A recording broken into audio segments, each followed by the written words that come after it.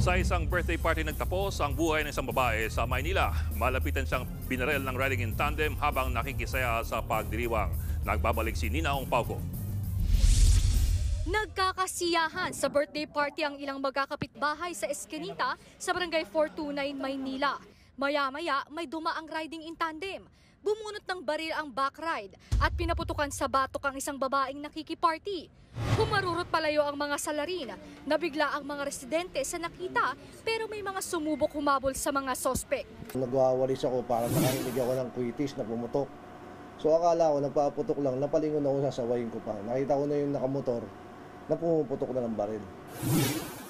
Isinugod sa ospital ang biktimang si Neri pero idiniklarang dead on arrival. Sugatan naman ang asawa ng biktima na binaril ng mga sospek sa tuhod habang humahabol. Nadamay din ang isang barangay tanod na tumulong sa paghahabol. Lumabas na ako nung nandito na sa may tapat kasi nagkaroon na ng naghahabulan na dyan, ninabol nila yung nag-wild shot na yung pagdating dito. Napaganon ako. So nagbira na ng bala? Oo. Ayon sa mga opisyal ng barangay, posibleng may lookout ang gunman dahil alam nito kung nasaan ang biktima.